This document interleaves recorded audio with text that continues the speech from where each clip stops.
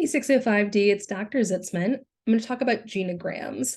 I love genograms. They're so interesting. Like eco maps, they provide a very quick pictorial way of looking at clients within their family systems. So here we go. I'm going to share my screen, and I have offered this link on Blackboard so you can come to it. It's a manual on how to draw genograms. Genograms do have standard symbols that we're going to look at right now. For this assignment, I want you to practice using these standard symbols, okay? So standard symbols, male is a square, female is a circle.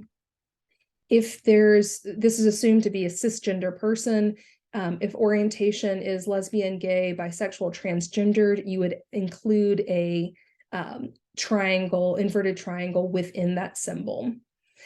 You can put the birth date if you know it and if that's important. You could put the age of the person if you know it within the symbol itself. An X indicates a death. A double line, whether it's a square or female, indicates that this is the person of interest. This is your client. These lines indicate the primary structural relationships. So you have marriage, you come down, you go over, come up, solid line, marriage. Living together or an affair, similar shape to the lines, just it's dashed line, indicating that it's not a formalized relationship in some way. Here, indicating that it's not legally formalized. So there's something there, but it's not legally married relationship. Here's an example. We see the orientation that it's a lesbian couple by the circle with the triangles. We see that they're married based on this line indicator. They were married in 1991. Here we see that we have a gay male couple.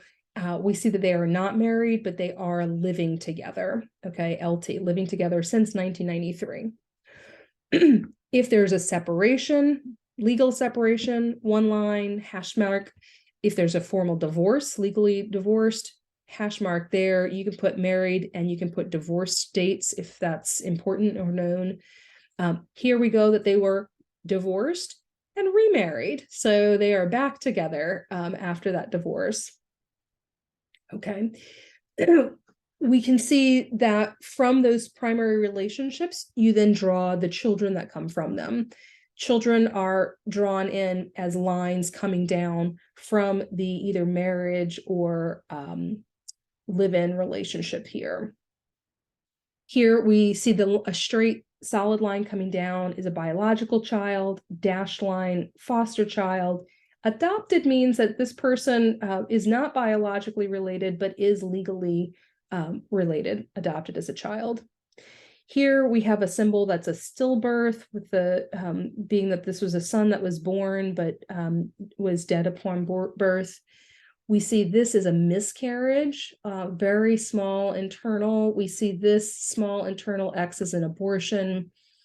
We see the lines coming from the same point radiating down as twins, female and male. We could see here with this extra little horizontal line that it's identical twins. And here, this standard legend denotes the triangle as a pregnancy. They also have standard symbols around alcohol use or other impairment of the drug. Oh no, okay. We also see that there's lines coming this way that show serious mental health problems. Here you have both mental or physical health problems and alcohol or drug use problems. So you can, if those are important to note, please do so. Here we see that there's a quality of relationship that can be conveyed on top of or in addition to the basic structures. I'm not going to go over this just for the sake of time, but you can look and see how to draw different emotional qualities within relationships. This is an example of a structural genogram that I want you to draw, okay? This is what I'm looking for. You do not have to overlay this with all the additional emotional patterns, although they can be helpful when working with clients. What I can gain very quickly is that here is your client. She's a 36-year-old woman. She is married to this 41-year-old man. They have 2 children, a 19-year-old son, a 16-year-old daughter. Your client is the second child of 4. She has an older brother. Then there's her, and then she has a 35-year-old brother, and she has a 33-year-old sister. All of her siblings are married. So here's her sister's married. Here her brothers are both married also. Now in this one, the genograms, the key shows me that a triangle means abortion. So what I would read here is that her younger brother and his wife had a son, had a daughter. They had a male, she was pregnant with a male who had tobacco poisoning. And so they aborted this fetus. And then here we have that they have another son, 3-year-old.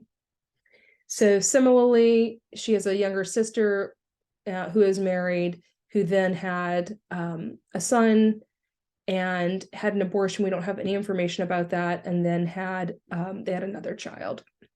We can see that this is your client's husband, and we get a little bit of information about his siblings right here. We also can see that his mother, so your client's mother-in-law, is deceased at the age of 57. And then we see that her father-in-law, 80 years old, is still alive. I want you to practice using these symbols to create genograms and show the structure of the family using that tool. I hope this is helpful. And if you have any questions, let me know.